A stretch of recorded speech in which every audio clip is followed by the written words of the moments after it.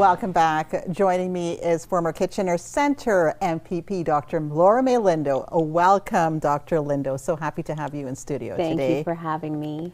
Oh my goodness. So this is a big day, November the 30th, the by-election day for Kitchener Centre. Now you were, this was your riding for a period of time, for a number of years. I believe 2 terms, if I am correct. Nearly. I finished, 5 years. 5 years, yeah. 5 years total of service. What was it like being MPP of Kitchener Centre? Well, I've often said it was one of the strangest jobs I've ever had because the focus was on holding community. And sometimes to do that, it meant that you had to have a bit of a tussle inside of the party that you were a part of, because you had to bring to light what was happening in your particular riding, which could be very different, vastly different than other ridings across the province. And then you add the extra layer of going to Queen's Park, where there's very different rules when you're sitting in the chamber. So you're learning a lot of those kinds of protocols. And in the meantime, at base of everything, the root of being the representative is to literally bring those stories into that space for some real change. And so holding, I was honored and humbled to hold the needs of community members and to have their trust to be able to do that. But it was it's a different job. It's like you can't find words to explain to somebody what it is that's expected of you in that role. And this was your first run for office, right? Absolutely. So how was it like working under, I guess I'll use the word under, well, my script says working with, but you were part of the opposition, right? But you were working with the Conservative government during that time, since 2018. What was that experience like? There were ups and downs. So there were some moments when you realized that there were real differences in the tools that were going to be used to try and build Ontario between what we felt as the official opposition would be a better way to go and the way the government felt. And then there were these rare moments where everybody came together. So I will never forget, for instance, the passage of the Emancipation Month Act. That was a rare moment in Ontario's history where 4 parties came together and co-sponsored a bill. And in one day, we were able to make that bill go from first, second, and third reading, and the next day received royal assent. And so it reminded me that there are, no matter what our political differences are, there are mechanisms and possibilities of working across party lines to bring real change. The real question is political will. And a lot of the times what we need in order to sort of fill that space of political will is community coming together and demanding better. That must have been such a proud moment. Remind me, what is Emancipation Month? What month did that end up being? That would be August. In August, which makes total sense with emancipation there and the history behind it. Do you find, was it difficult for you to balance the needs of your constituents that you're representing and then what direction your party or the party that you had run under, NDP, how did you balance the two? Oh, that's such a good question. I'll give you a concrete example. The first time that I ran in 2018, I had never run before. And so I didn't know the landscape, and I relied very heavily on the party's platform. I mean, I was choosing between platforms and all of that kind of stuff. And so I relied on what was being told to me. But then after 4 years of experience and 4 years of hearing from community what it was that they needed and what they wanted to see differently, like a different way of doing politics.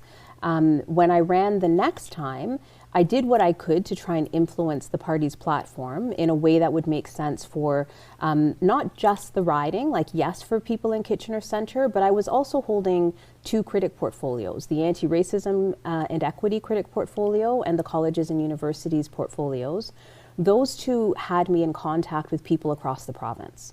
And so between all of that, there were certain changes that I knew people wanted. So for instance, doubling ODSP and making sure that people were not legislated into poverty.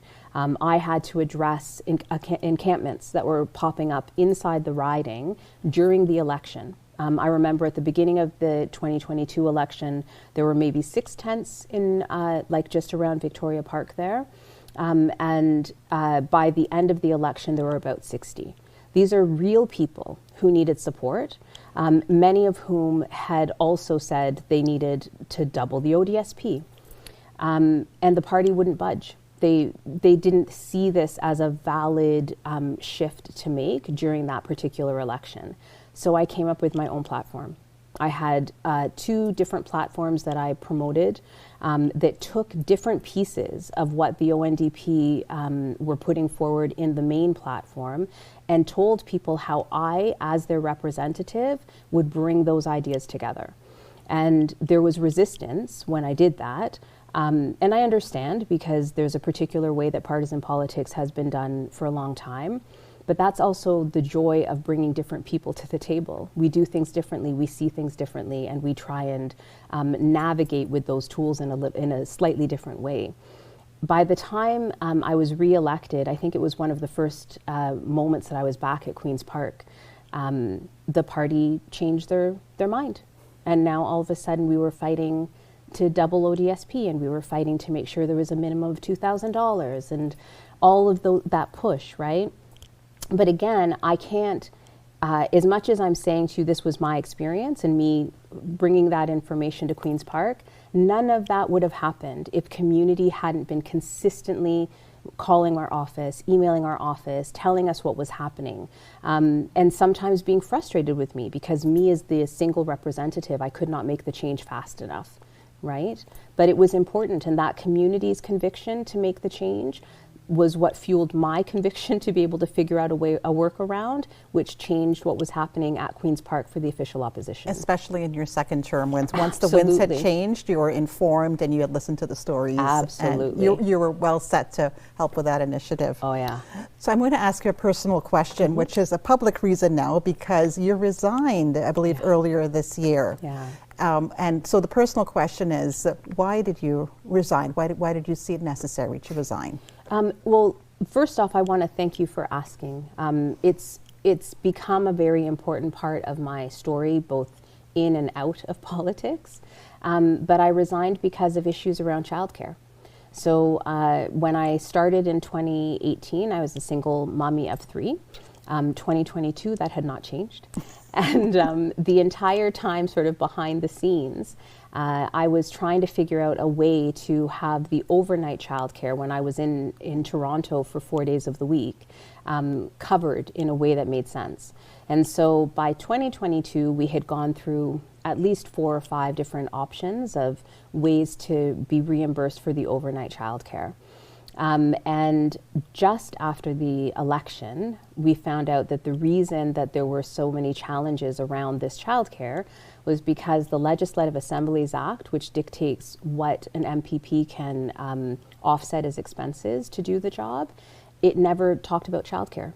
There was no mention of childcare, and I was the first member to ever ask for some kind of a childcare support to be able to be there overnight. So as a consequence, the last way that childcare was being reimbursed to me was they would pay for the childcare support, but they put it on my personal income tax. And so it became a taxable benefit. So after changing my T4 throughout the term, I think three times, it turned out that I owed the government every year somewhere between $6,000 and $8,000. And I did ask if there were other people that were paying to work as members of provincial parliament. Again, given that this system is so, we just don't know. It's quite opaque, the system there. I was told that for privacy reasons, I could not be given an answer. But I came to my own conclusion that there is nobody else that's paying $6,000 to work at Queen's Park. And to be honest, I could not afford that. And so I submitted my resignation, officially resigned in July. But before I did, I actually drafted the amendment to the legislation, because my whole thing was whatever rules were needing to be changed simply for me were now clearly rules that were stopping particular people from particular socioeconomic backgrounds, particular family makeups, from being able to put their names forward. And so the amendment has been drafted. I've shared it with all the House leaders, and my hope is that somebody will table the amendment to that legislation and really just make sure that anybody, no matter their circumstance, can actually serve as a member. those experiences are missing from Queen's Park, and so my hope is that we'll be able to make some of that change. Right, that's amazing that those personal difficulties that you had to make, a very difficult difficult decision to resign, but that was not the end of the story. No. That your work was not done. You realized that your work was not done, and to draft the legislation to help others somewhere, a future. A caretaker slash, lawmaker slash politician. This will pave the way. This will pay dividends. I trust it will pay dividends. Yeah. People don't realize, like, a lot of single parents came up to me while I was elected saying they just didn't know that they had never had that kind of representation where somebody was very open about being a single parent, and so they knew that I was looking at legislation a little bit differently, because those experiences do make a difference. They do make a difference on how you're going to budget for housing or rental crises and all, like our housing crisis. It makes a difference when you're a single parent. And then I had a lot of people that were saying, as single parents, they didn't know they could run. And so there's a part of me that's a bit frustrated still, trying to work through it, breathing deeply, but frustrated that I wasn't able to fix it to remain in office, because I never would have resigned the seat otherwise. Right. But we'll see what happens next. Okay. Well, again, thank you for answering. Like I said, it was a personal question. I appreciate your transparency, and no opaqueness in that at all. Well, we have a couple of minutes left here, so back to the election. It's November 30th, the by-election. What do you think needs to be addressed in this riding? So the person who's there will be a winner declared tonight. Fingers crossed. Well, I trust there will be a winner declared shortly tonight. What do you see as the issues being in this riding that they will have to contend with? So the biggest challenge, I think, in Kitchener Centre is that we as a province don't have a poverty reduction strategy. We have like a small little document that suggests that we should be doing stuff around that, but we aren't actively doing anything. And as a consequence, we are seeing a number of systems collapse right before our eyes. And so what I've noticed is that a lot of the parties will speak about the housing crisis separate from the mental health crisis and addictions crisis and healthcare crises and education, etc. But we need something more integrated. We need to break down some of those silos and start thinking more strategically about how to reduce poverty. And I think if we started from that space, that a lot of the ways that we speak about housing, or the way that we would speak about mental health, and the investments that we would demand for those services would be very different. And so the easiest way is to start with, where is the doubling of the ODSP? Yes. Where is the doubling of OW? Like, we've got to make sure that folks, I've always said this while I've been in office, those that are most marginal, that are most vulnerable in our community, if we work for them, I don't know how this works. That's okay. You keep going. Just for our viewers. Okay. We have a bingo phone in here. So going. Somebody must have gotten bingo. Anyway, I apologize for the interruption. No. You continue. So if you work for the most vulnerable, everybody wins. And I've used that as a way to direct the way in which I did this job. And I think that that's what we need from the next representative. Work for the most vulnerable, because once you address that issue, which in my humble opinion is literally addressing the poverty crisis, then everything else sort of starts to follow, and people start to realize that they can be part of that solution as well, right? Right. And as well, and we just have like 1 minute left, but sort of like my last question too, because your portfolio was universities and college, and you are involved with the university now, at Waterloo. Congratulations on your appointment there. We are seeing a large immigration of international students as well, but we have 1 minute. And, is that the challenge that you see that the new MPP will have to grapple with as well, it being provincial? Absolutely. I think one of the bigger challenges will be, getting money from the provincial government to go to settlement services. That's one of the big gaps in our province. I also think that we're seeing quite a budgetary crisis within the university sector. That also needs to be addressed, because the underfunding has led to now